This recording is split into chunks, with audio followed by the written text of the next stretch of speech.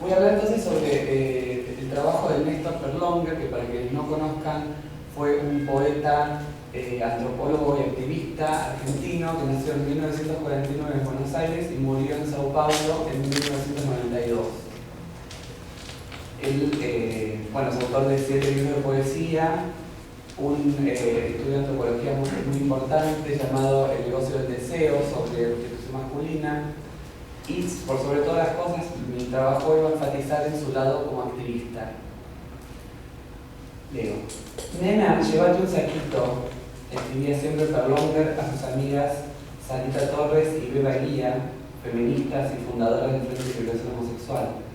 Y les decía eso incluso en los momentos más terribles, mientras iba preso o moría de SIDA. O también le gustaba insertar esa frase como una especie de brote en medio de los poemas, por ejemplo, Cadáveres. Con esa voz de tía bonaerense, piruja minoritaria, diría él mismo respecto del tono mujeril de Manuel Puig, Perlonger jugaba a 2 puntas. Fuera de lo literal, un saquito era un preservativo. La tía mandaba a la nena a coger por ahí, como una marica loca, como un puto. Intentaba así captar lo que no decir, intensidades corporales, flujos del orden del deseo que no admitían representación en la lengua cotidiana. Para eso estaba la poesía, para captar esos flujos, capaces de vehiculizar fuerzas de cambio social, articulando el orden de los cuerpos con el del lenguaje. Tal fue la función última de su épica y de su poética que él llamó neo-barroso: ofrecer al mundo una lengua capaz de expresar aquellos microterremotos que aparecían a nivel de los cuerpos, pero que se chocaban en el plano discursivo con una lengua reificada y estandarizada. La poesía se convierte, en definitiva, en una búsqueda política. Toda la producción de Perlonger, entonces, como poeta, como ensayista y como antropólogo, puede pensarse como una indagación del deseo homoerótico masculino, en tanto una posibilidad de fuga de la subjetividad dominante, y también la búsqueda de una lengua política sensualizada, a través de la cual expresar y producir mutaciones subjetivas y catalizar procesos de singularización tendientes a la transformación de las formas de vida, esto es, el cambio social. La vida y la obra de Perlonger introducen en Latinoamérica una categoría fundamental para su historia intelectual, la de la micropolítica como acción transformadora. En este trabajo leeré su poética como un comentario o una intervención frente a una experiencia política. Trataré así de sentar las bases para una lectura política de la literatura en términos diferentes a los de la teoría del compromiso, mostrando cómo Perlonger ofrece un nuevo modelo del intelectual latinoamericano. La historia que le tocó vivir lo confrontó con 3 dispositivos de disciplinamiento corporal implacables: la anacrónica moralina de las dictaduras y su penalización de toda disidencia, también su reflejo en las organizaciones de izquierdas esenciistas, la normalización y estabilización de la identidad gay en el contexto de las transiciones democráticas de la década del 80 en Argentina y en Brasil, y luego la crisis del SIDA. Contra todos ellos, su proyecto de escritura se erige como un barroco de trincheras, como le gustaba decir a él, que tiene la lengua como un arma. Esa punta de lanza, afilada en el campo de la poesía, se convierte entonces en una lengua política, un arma de destrucción masiva de ideologías logofalocéntricas, con la cual combatir, ya sea en sus cartas, en sus ensayos periodísticos o artículos, todos esos mecanismos de represión. Para poner esa lengua a disposición de las redes de lucha, hay que poner el cuerpo, para la literatura, para la antropología y para la política. La escritura aparecerá entonces como una radicalización de una experiencia vital, que es fundamentalmente una erótica y una política. La estrategia que constituye el motor de su producción podría resumirse en un doble movimiento: erotización de la política y politización del cuerpo. Ya desde los tiempos más heroicos del Frente de Liberación Homosexual de la Argentina, activo entre 1971 y 1975, y del Grupo Somos del Brasil, que activo también entre 1978 y 1983, incluso como activista antes que como escritor, Perlonger propuso un nuevo modelo de politización del intelectual, que rivalizaba con las concepciones de la poesía social y del compromiso sartreano, que estaba muy en boga en aquella época. Nos encontramos entonces con un desplazamiento que va de la militancia al activismo, y de la política a la micropolítica. Es decir, de la política partidaria y representativa, verticalista, a la política de lo cotidiano, de la transformación a escala micro que tiene su centro en el cuerpo, que es tanto una arena de inscripción ideológica, pero también un espacio de lucha. ¿No? Judith Butler, en su texto fundacional sobre videojuegos, llama subversiones performativas. Pero sobre todo, el cuerpo aparece como superficie de placer. Berlonger entonces fue una activista fundamental del primer grupo LGTB latinoamericano, el Frente de Liberación Homosexual. El Frente propugnaba una liberación sexual en el marco de la inminencia de la liberación nacional, que supuestamente estaba por ocurrir, y que se distinguía de los movimientos revolucionarios de la época por dos singularidades: el concepto y el uso del cuerpo y el concepto de representación.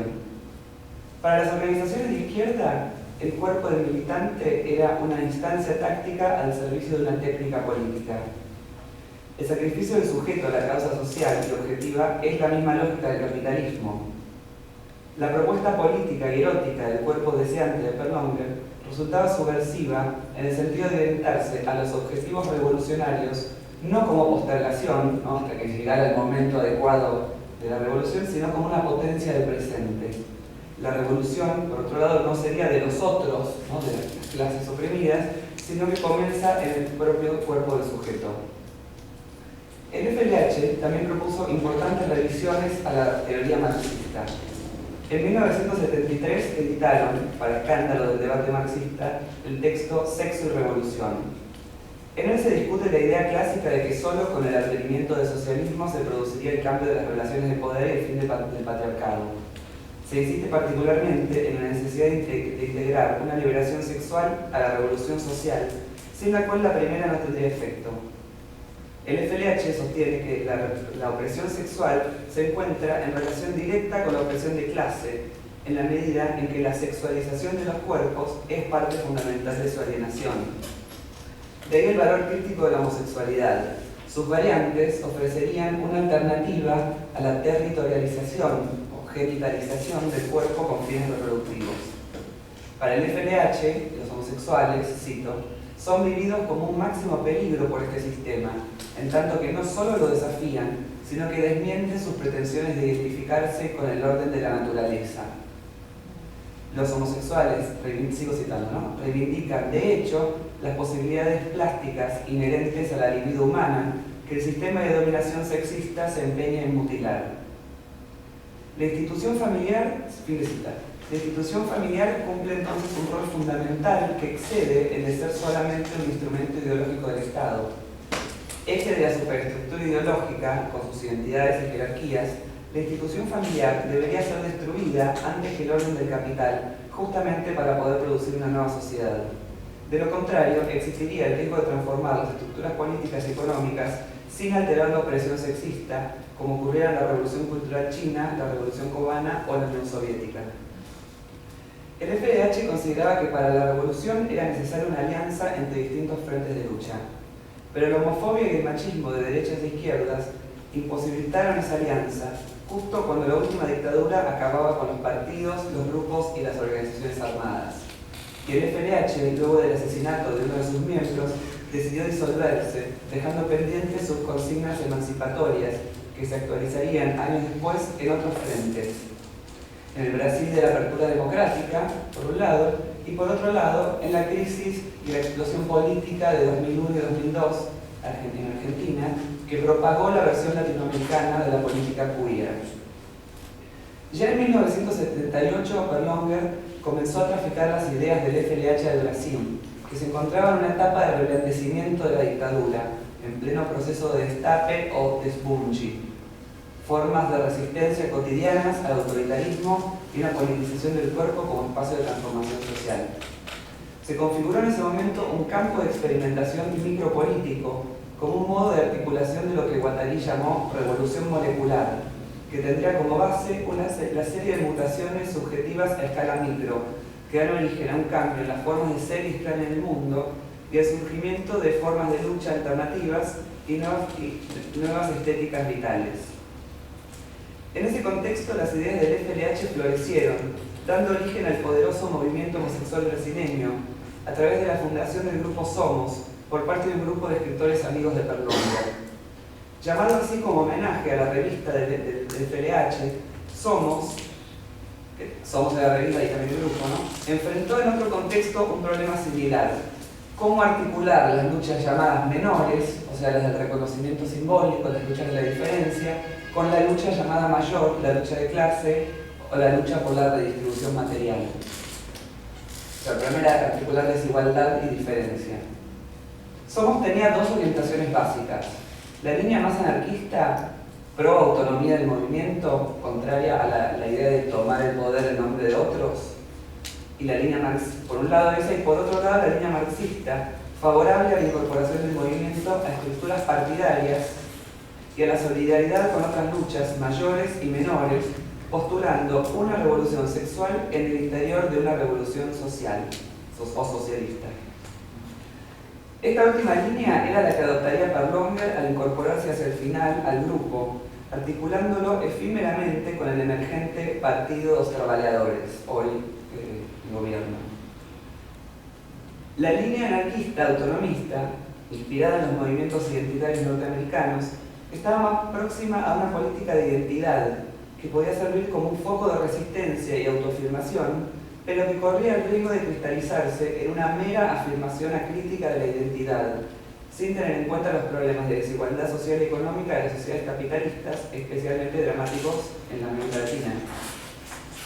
No todos los activistas dentro de Somos compartían las mismas posiciones frente al concepto de identidad, que es un concepto clave que articula estas luchas, o la crítica al cual articula las luchas, y solo al comienzo el grupo pudo sostenerlo mayoritariamente para unificar reclamos y producir alianzas.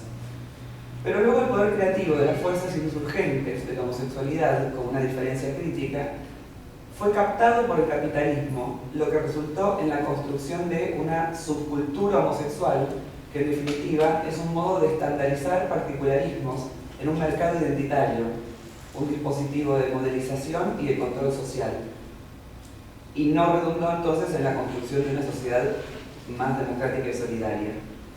Esta situación de estabilización de un gueto, exacerbada por la incapacidad del grupo de articularse con la lucha de clases y con otros grupos contraculturales, derivó en la crisis de Somos y luego su disolución en 1983, cuando la crisis del SIDA le daba el golpe de gracia, ordenando una contrarrevolución sexual.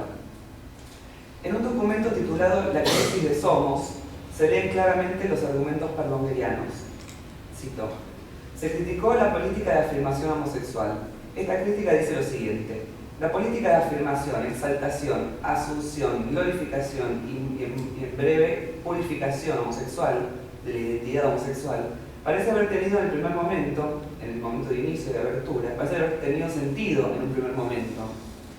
Pero la homosexualidad pasó rápidamente a ser recuperada a nivel político y económico, la industria del consumo gay, por ejemplo, ¿no?, los baños, saunas, los clubes, marcas de ropa, etc., ¿no? El discurso homosexual que comenzó siendo liberador se vuelve normatizador. Los grupos gays sirvieron de agencias de normatización,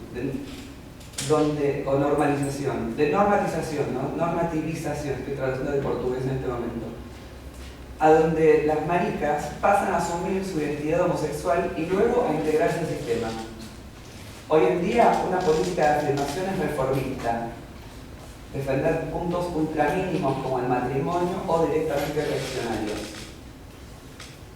La normatización homosexual en marcha tiende a tornar impopular la homosexualidad, separándola de la marginalidad del sistema y volviéndola careta. Careta es una palabra que me cuesta mucho traducir, una palabra que es igual en porteño y en portugués. Careta es, digamos, alguien conservador. O sea, volviendo a la homosexualidad algo conservador de sus propias normas, de sus propias leyes que se establecen ahí, ¿no?, en esos grupos. Sigo a citar: si se quiere rescatar los elementos contestatarios, se trataría de partir para una política sexual, constituyendo un grupo de intervención sexual que defendiera a los marginalizados por la nueva normativización en marcha, travestis, prostitutas, maricas pobres, locas, prostitutos, mundo de la noche, chongos, sin hacer pie en la identidad gay de clase media. Lo que se propone entonces es un grupo contracultural. Esta cita es del boletín O Corpo, el boletín que decía Perlonger mismo en Somos.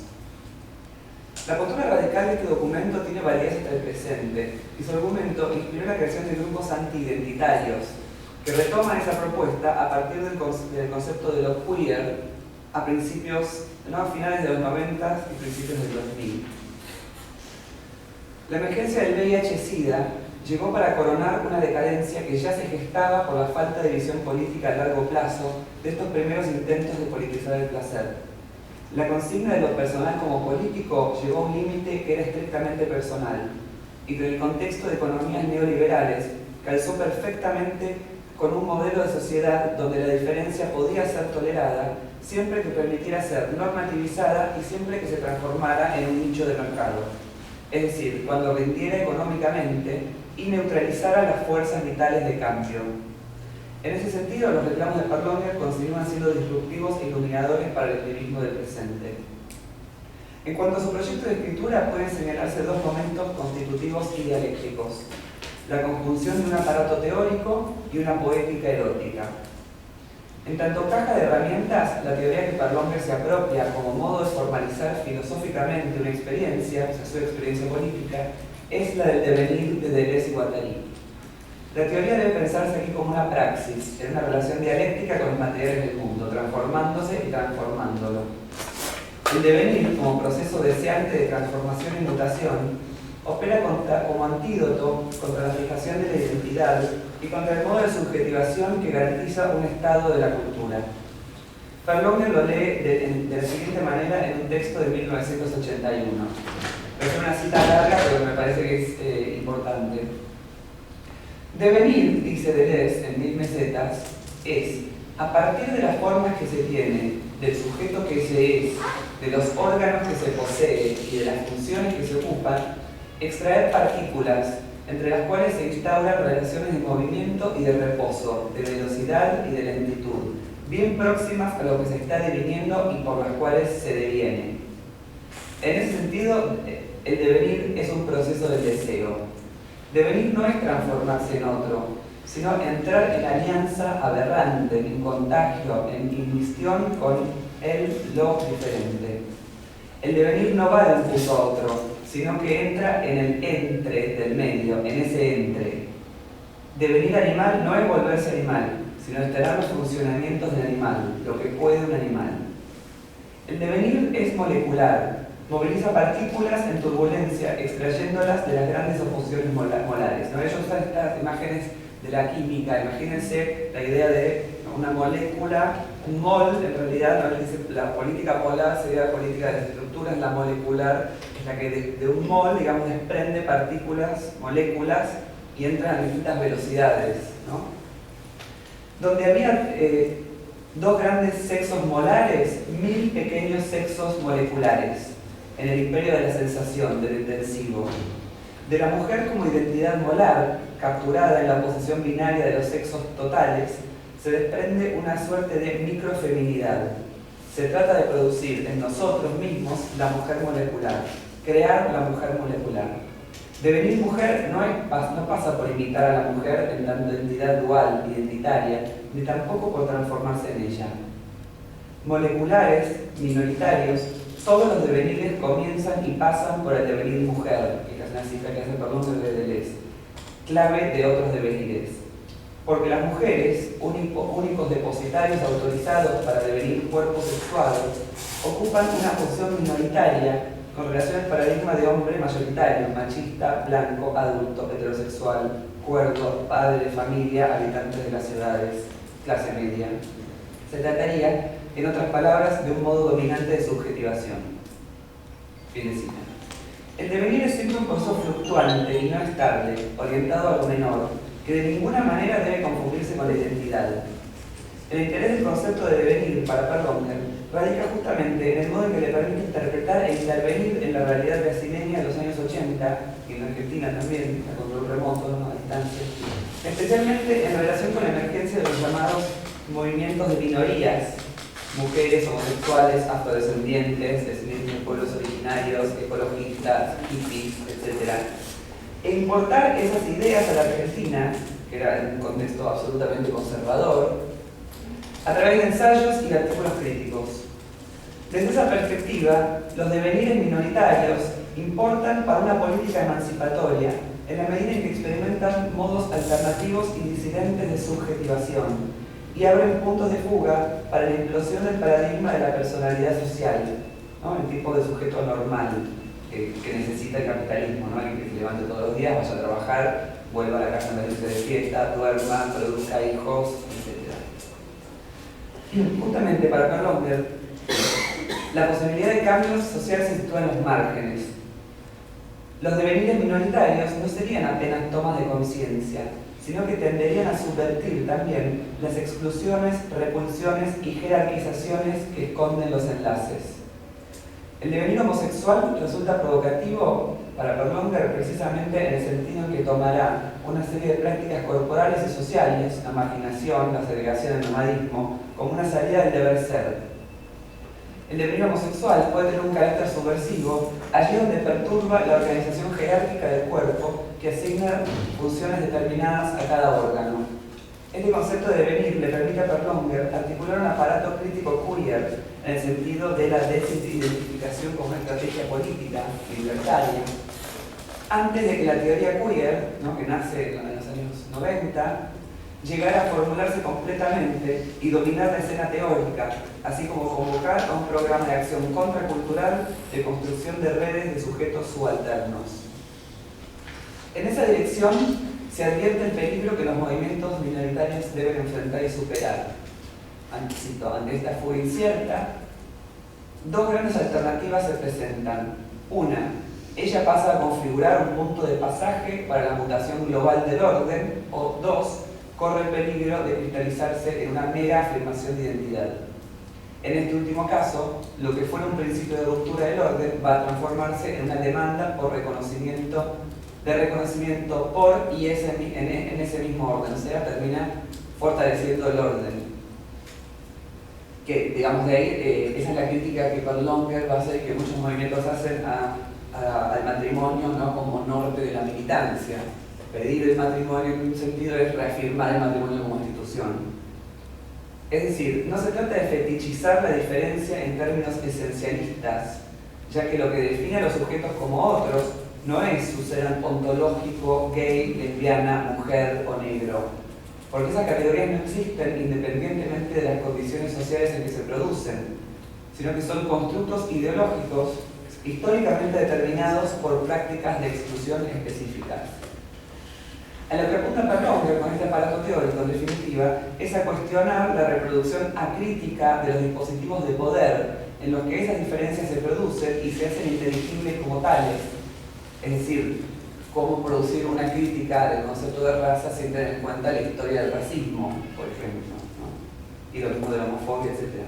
Y lo hace en torno a procesos concretos y específicos que transcurren en el tiempo de la escritura de los ensayos. Cito de nuevo Karl Longer.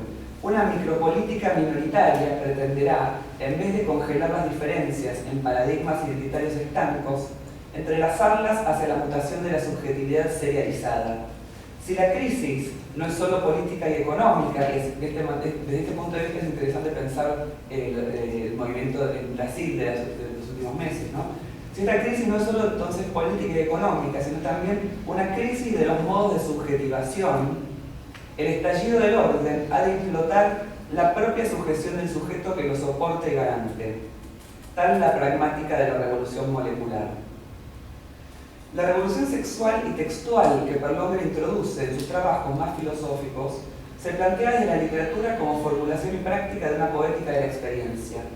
El neobarroso como un barroco de trinchera, ¿no?, que tiene una lengua que es como un arma, pero que es sobre todo una lengua vuelta loca, emputecida. Así como lo sexual, Karl Longer convocaba a volverse loca, es decir, a una sexualidad loca, ¿no?, ir hacia los 1000 sexos, en el sentido de Deleuze. Ese mismo procedimiento es el que ordena su poesía. El barroco satura el lenguaje comunicativo por proliferación significante. heteroglosia polisémica que anula la referencialidad supuesta por un logos que atribuiría sentido único. La diferencia entre barroco y neobarroco radica en que el barroco tendría una interpretación última, garantizada finalmente por la cosmovisión religiosa del siglo XVII, mientras que en el neobarroco hay una fuga total del sentido, no hay fijación del flujo. El neobarroso, versión rioplatense del neobarroco, estaría jugando con el engañoso efecto de profundidad de la cultura argentina. En el fondo de barro del Río de la Plata, ¿no? Las cosas parecen sumergirse, parecen tener una profundidad que no tienen, ¿no? Las cosas están más cerca de la superficie de lo que parece. La perversión de la lengua, socavamiento y corporalización de la escritura por efectos sonoros, dice Perlonger, chupa, lame este hinchazón del español. El trayero de los materiales culturales, encontramos por ejemplo en el cuento Evita Vive, ¿no? Evita Vive es una frase histórica del peronismo argentino, ¿no? Se encontraban grafitis y todo tipo de consignas: Evita Vive en el movimiento, Evita Vive en cada hotel organizado, etc., ¿no? Evita Vive en el proletariado, el Evita Vive en los descamisados. Siguiendo le escribe un cuento que se llama Evita Vive, ¿no? Y hace proliferar la frase Evita Vive en una situación súper trash de orgías, porque ella es consumidora. Evita aparece como consumidora de prostitución masculina, aparece en una orgía con unos marineros, después aparece como dealer, ¿no? Como una especie de aguantadero, como un fumadero, una boca de fumo, por decirlo así. Como escribe entonces el trayeo de los materiales culturales, como la frase Evita Vive, ¿no? O la frase Hay cadáveres, y el devenir mujer de la voz, que podemos leer en un poema muy importante que se llama ¿Por qué seremos tan hermosas?, donde construye una voz travesti, no es una voz, no es la voz de las mujeres de Puig, una voz más densa todavía, constituyen las operaciones de construcción de esa poética. Como escribe Jorge Panesi, que es uno de los grandes críticos de Perlonger, Perlonger deja claro que la tradición solo puede entregarnos una materia que se confunde con el detritus, el excremento, lo que sobra del todo nunca reunido.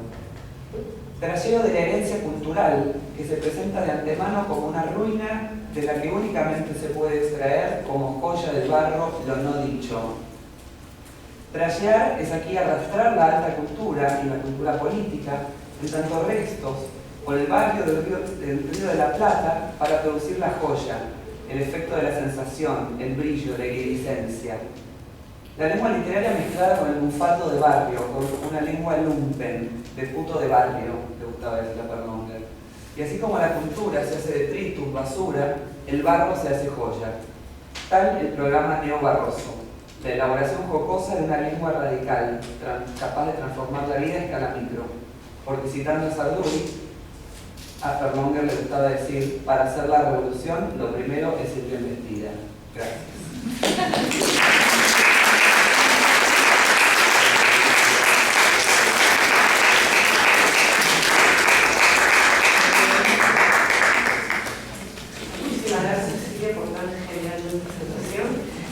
Ahora abrir la mesa, preguntas, intervenciones, comentarios que hay desde el público. Estoy viendo bastante rostros ahí. Yo tengo una pregunta, pero necesito elaborarla un poquito, entonces pásenme un diálogo. Primero felicitarte por la presentación, muy bacán. Esta es un poco mi lectura de lo que tú has presentado.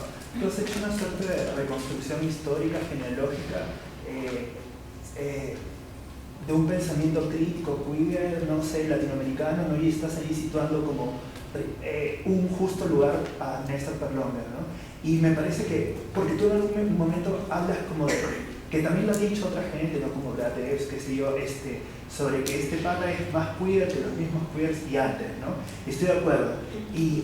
Pero me parece interesante también, y esa es un poco, por eso te he dicho que va a ser más o menos como un diálogo, porque me parece entender que tú lo sitúas a Perlonger en esta presentación, sobre todo con su relectura del Devenir de Luciano, en una relación más con una genealogía queer que vincula, no sé, una crítica más antiesencialista a las identidades. Pero esa no es la única genealogía que se puede hacer de la teoría queer hecha en Estados Unidos, ¿no? Porque esta genealogía que critica las identidades sexuales es más la versión más Foucaultiana, digamos, pero hay una versión más freudiana, ¿no? Que explora mucho categorías en torno a la muerte, ¿no? Y que hace de dolor y melancolía, que hace el ensayo fetiche al que todo el mundo vuelve, ¿no? Douglas Green, Judith Butler, etc. Diversani, y a versiones más contemporáneas, digamos, Guillermo, ¿no? Con todo esto de la pulsión de muerte. Te menciono este interés por la muerte porque ahora que estaba releyendo prosa plebeya, sobre toda la primera parte y bueno, también varios de los poemas, la recurrencia y la importancia de la muerte en los escritos de Perlonger es algo que me resuena mucho, ¿no? Entonces que es algo que todavía no se ha teorizado mucho, entonces también quería preguntarte si tú habías tratado o habías pensado como en la posibilidad de vincular estas dos genealogías. Son una cosita más como que aterrice un poco más, porque si no suena muy disperso. Esta cuestión de la muerte está muy vinculada en Perlonger, me da la impresión, y algo que tú también mencionaste varias veces, con la importancia de escribir y actuar en el presente, teniendo como un contexto tan hostil que con el SIDA y la inminencia de la muerte de mucha gente como que radicaliza, ¿no? Yo no sé si ahorita te voy a decir una cosa que no tiene nada que ver con lo que tú has presentado, pero estaba pensando en otro autor latinoamericano, que en los 90, un peruano-mexicano, Mario Velatín, que sobre todo en dos novelas, en Efecto Invernadero y El Salón de Belleza, hace de la muerte algo como también, no quiero decir necesariamente super queer, pero explora la importancia de la muerte, digamos, para, no sé, que puede ser como reapropiado desde perspectivas queer, porque digamos, lo profundamente complicado y ambiguo de Velatín en estos dos libros es que las maricas y las travestis no tienen nada, no tienen su cuerpo, no tienen derechos, qué sé yo, lo único que tienen es su muerte. Y es una clase política además condenada al fracaso.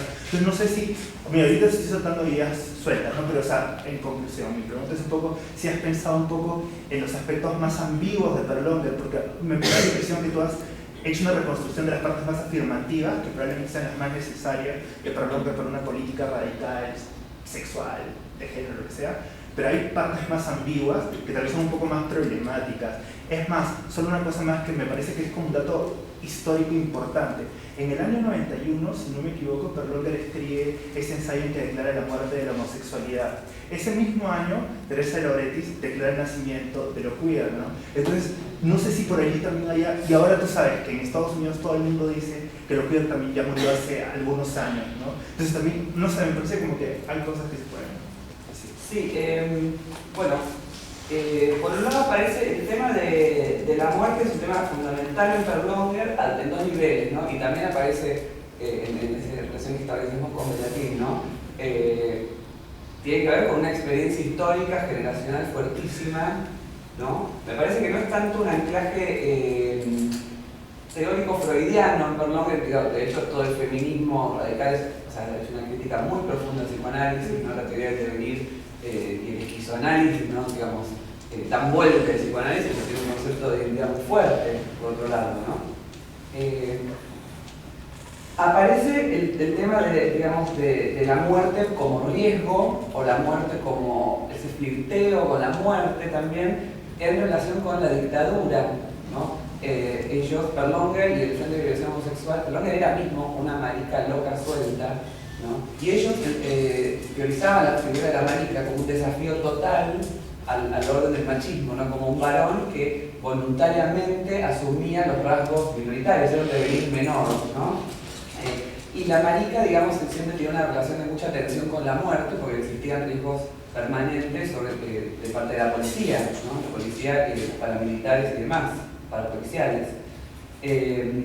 Y por otro lado aparece siempre la idea del flirteo con el riesgo, ¿no? Y siempre está el riesgo siempre el borde de la posibilidad de muerte, es la cosa el nomadismo del deseo homoerótico, ¿no? Que hablaba Perlonger, masculino, ¿no? Que tiene que ver con el Chile callejero, ¿no? Con los desconocidos, los taxi boys, siempre al borde del crimen, la homofobia, los márgenes, ¿no? Aparecía entonces quizás como una idea medio romántica también, ¿no? Y Perlonger mismo en su vida en parte hizo eso, ¿no? Digamos, escribió contra el dispositivo del SIDA, escribió un libro furioso que se llama El fantasma del SIDA, donde denuncia el aparato de control y de normalización social que es el SIDA, y acto seguido se lo contagia a él. No le pasa la pesadilla de todo escritor, que a todos les pasa, ¿no? Que lo que escribís se te hace realidad en la vida, ¿no? Todos sabemos que es así, por eso hay que tener mucho cuidado con los títulos que uno elige. No, de verdad, a todos los escritores que conozco les ha pasado con alguno de sus libros por lo menos. No, Fernández decía el deseo político masculino tiene una pasión de abolición, ¿no? Y define esa pasión de abolición en el texto sobre SIDA, además, como algo indomesticable en un punto, y que entonces era preferible lanzarse a un riesgo de muerte que quedarse en su casa, ¿no? Después,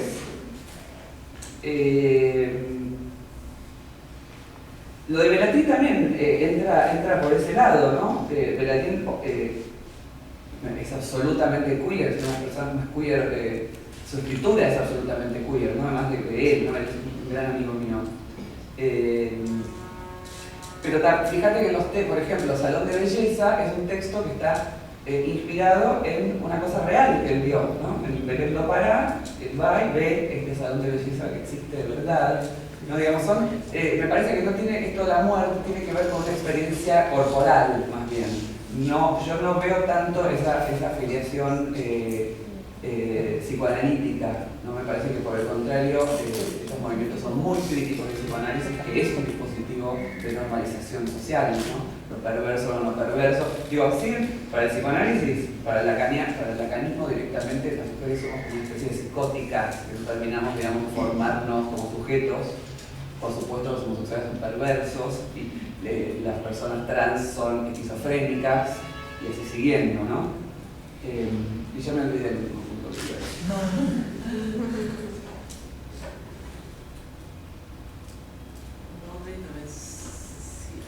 No, Teo, decime si te...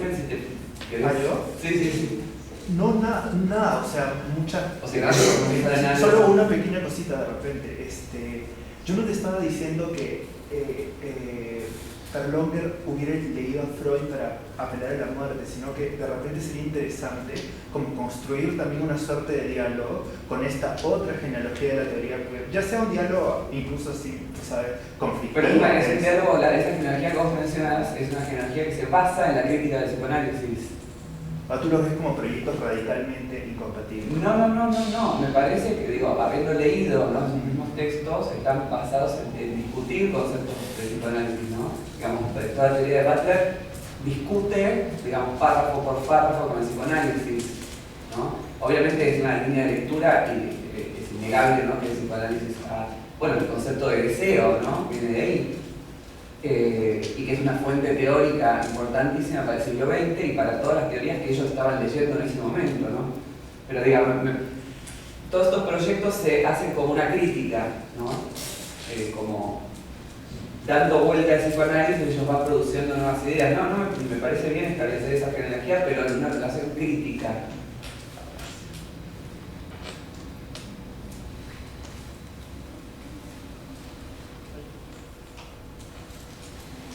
Cecilia, sí, gracias por tu presentación. Quería simplemente pedirte que si podrías hablar un poco más de los reclamos del Fondo de Liberación Homosexual. Si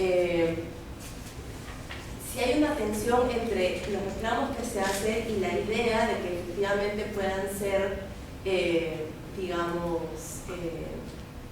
puedan realizarse y en esa realización ocurra una institucionalización que finalmente llevaría a reforzar la contrarrevolución sexual. O sea, ¿de qué manera Berlonger y la gente del Fondo de Liberación Homosexual piensa esta tensión entre el reclamar y la posibilidad de que la institucionalización, como por ejemplo ahora vemos en la legalización del matrimonio homosexual, finalmente dieron una vuelta de tuerca que fue en contra de los reclamos iniciales? Sí, bueno, lo que pasa es que el Frente fue una experiencia muy tentativa, ¿no? Estaban en contra del matrimonio, no en contra de la familia, decían la familia debe ser destruida, no tenía una política incluso de no tener hijos, una crítica muy radical de la institución familiar como para desearla, ¿no? El matrimonio, imagínate que en el año 71, digo, en Argentina no se podía tener el pelo largo, las mujeres no podían usar pantalones, o sea que el matrimonio era una cosa, el matrimonio gay era una cosa que ni se planteaba como posibilidad, digo, no estaba en el horizonte, ¿no? Ya en los 80 sí aparecen, ¿no?, estos primeros reclamos, pero en los 70 no existía esa posibilidad. Y sí, el Frente de Liberación aparte no era un grupo unificado, era una coordinadora de grupos autónomos, ¿no? Perdón que estaba el grupo Eros, que era el más radicalizado, pero después había el grupo originario Nuestro Mundo, era un grupo mucho más tradicional, ligado a ex militantes del PC, que sí estaban a favor del matrimonio. Después había otro grupo de católicos, como de cristianos, se llamaba Emanuel, que eran como cristianos progresistas que digamos, querían incluir la homosexualidad como en la agenda de la iglesia. O sea, había mil cosas diferentes. Escribieron los documentos, ¿no? Y lo que pasa es que, bueno, Berlonger tiene un rol muy dominante también, ¿no? Los documentos, muchos eran las ideas de él y no de todos los demás, ¿no? Pero bueno, era un momento donde además ellos creían que se venía la revolución. Entonces también pensaban que venía la sociedad sin clases, ¿no? Y para hacer la sociedad sin clases primero había que, digamos, producir una revolución sexual. En la sociedad sin clases ya, digamos, supuestamente no habría ni familia, obviamente no hay propiedad privada, tampoco habría propiedad privada del cuerpo del otro, ¿no? Había mil ideas, ¿no?, que podrían haber, y de hecho, bueno, este movimiento fue el primero en la Argentina. Después eso se borra, esa tradición, ¿no? Ellos se disuelven en el 75, casi 76, muchos se exilian, los papeles se pierden, todo eso desaparece, la dictadura borra todo, la gente enterraba los libros en su casa, no había reuniones de nada, digamos, nada prohibidas, reuniones políticas, no podía haber meetings de más de no sé cuánta gente, porque te caían los milicos en la casa. Entonces, eso se pierde y se borra totalmente, ¿no? En los 80 aparece una nueva agenda política que tiene que ver con los derechos civiles, que empieza la comunidad homosexual argentina, empieza a haber, ¿no?, muchísimos grupos, bueno, los de Brasil, ¿no? Pero con un discurso de derechos, ¿no? En este momento para ellos no habría, el Frente no tenía un discurso de los derechos, porque no tenía un discurso de la democracia.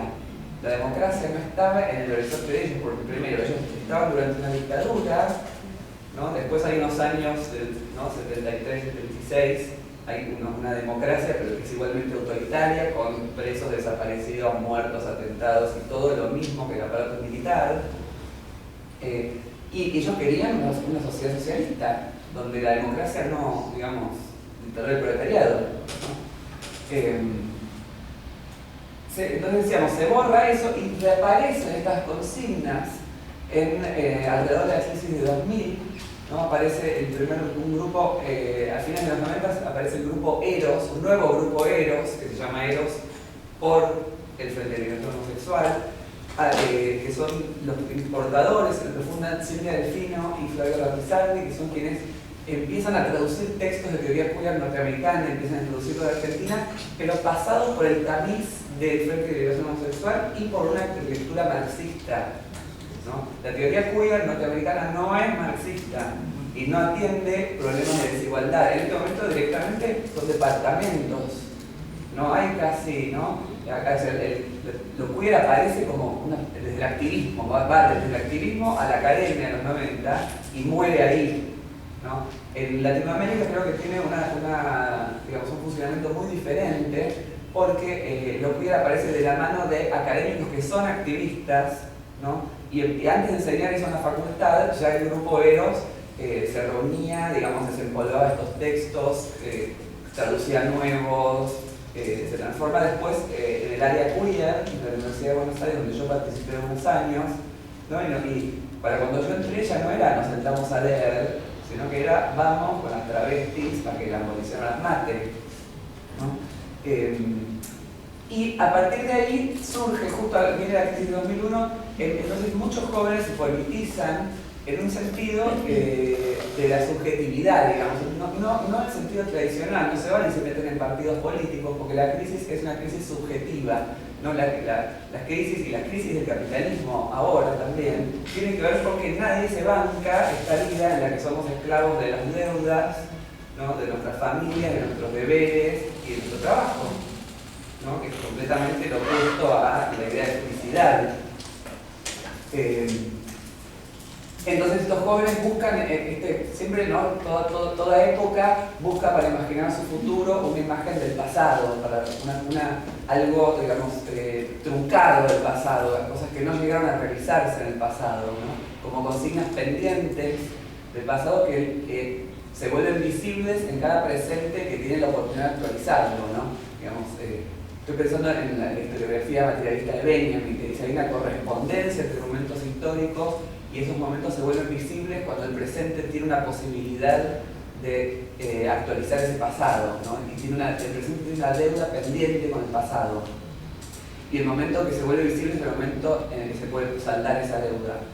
En ese momento de explosión política, entonces, sobre todo chicos jovencísimos, se meten a activar, no a militar. No hay diferencia entre la militancia, que es militar, hacer de la veña a alguien, ¿no? Y activar, que es una acción que puede ser individual. Uno no puede considerarse un activista sin estar en ningún grupo, ¿no?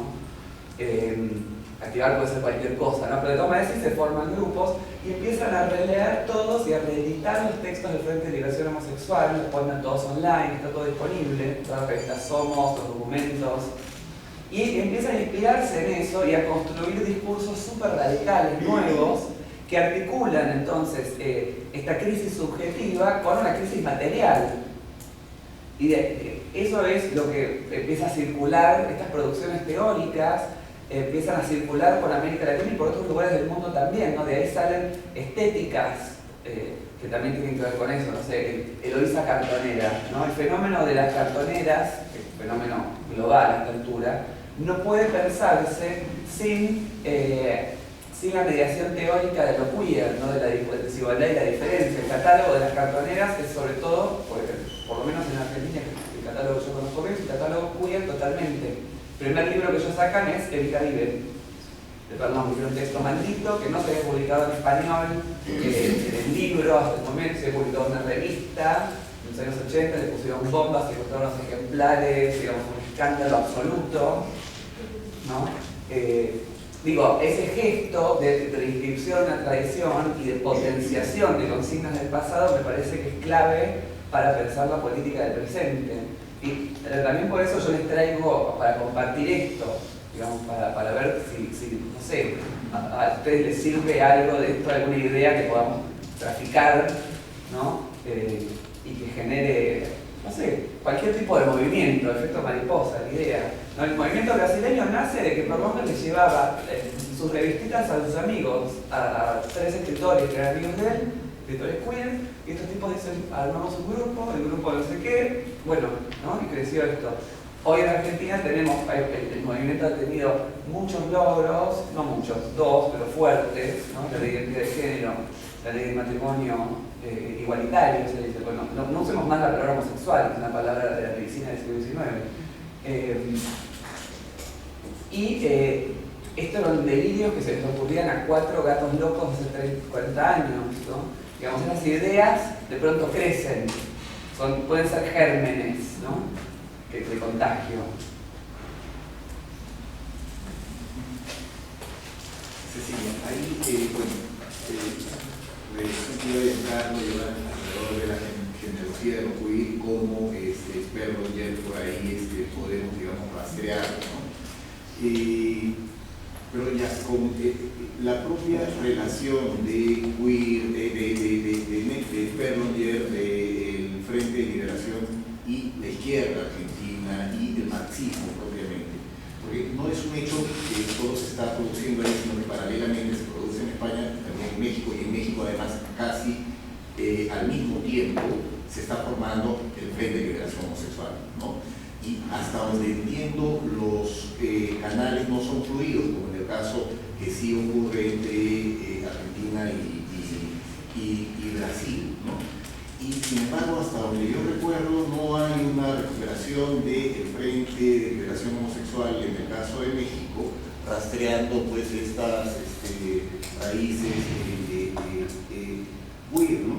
Y ahí también pensando en el caso de Perú y también en Chile, digamos, donde no tenemos digamos, origen de movimiento tan temprano, también los procesos son como distintos, ¿no? Tengo la impresión que en el caso de Chile, por alguna razón, se produce un movimiento queer mucho más temprano en relación al país, y una literatura con nombre propio como el de Lemebel, por ejemplo, donde justamente Lemebel, Sutherland y todo este grupo muy fuertemente influenciados por lo que representó Berlonger en su momento, o sea, es explícito la deuda. Ellos se conocieron, sí.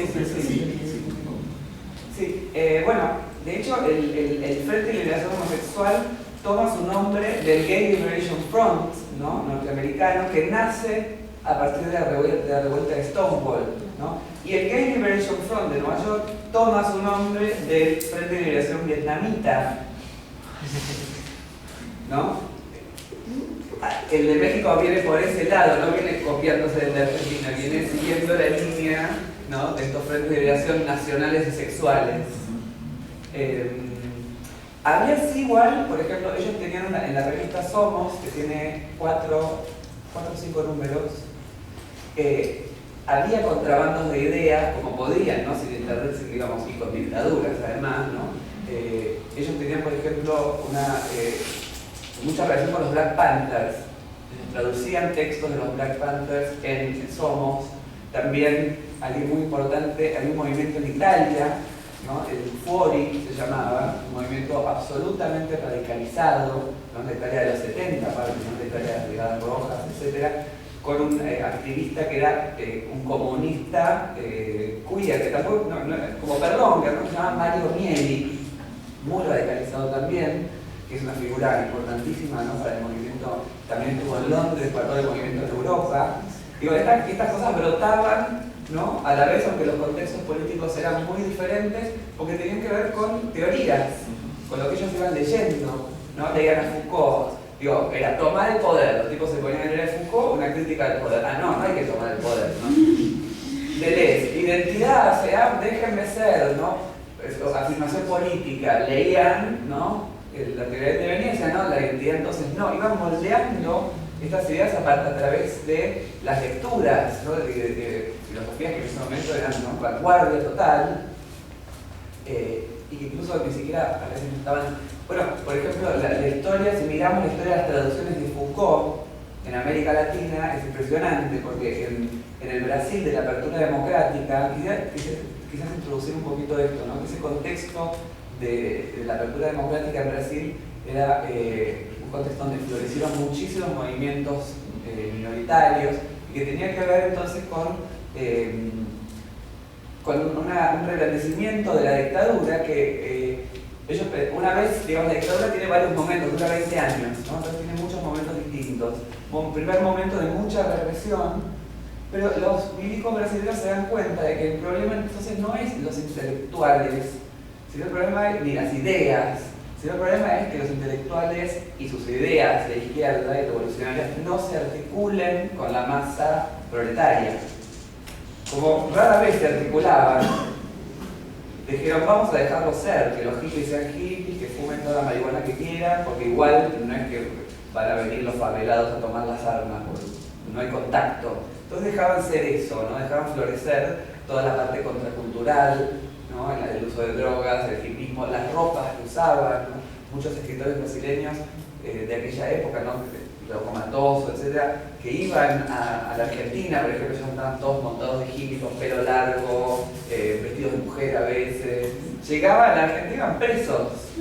¿no? Directamente, de una amiga que llegó a Chile y no bajó del avión y ya fue presa, o sea, no fue ni aduana, fue presa al poner un pie abajo de la escalera directamente, ¿no? Entonces estos brotes, ¿no? Surgen y se ponen, la idea es, ¿no? que se conecten. El problema es justamente la desconexión de todos esos movimientos, ¿no? El Frente de Liberación trataba a través de sus revistas de traducir cosas de otros movimientos, también de franceses, etc. Y a través de cartas movilizar todo eso, ¿no? Traficar todas esas ideas, sobre todo a través de cartas, ¿no? Y escritas en clave. Yo ahora, mi proyecto de investigación es una edición crítica de la correspondencia de Perlonger, que tiene mucho que ver con estos tráficos de ideas. Por ejemplo, estaba muy en contacto con Reinaldo Arenas también, ¿no? Y con Arenas y con los magueitos, a los que igual criticaban y llamaban gusanos, con el movimiento gay de Nueva York a través incluso de ellos. O sea, había como estas pequeñas cosas que, bueno, los históricos se van cortando y no hay de hecho trabajos, o yo no los he leído, ¿no?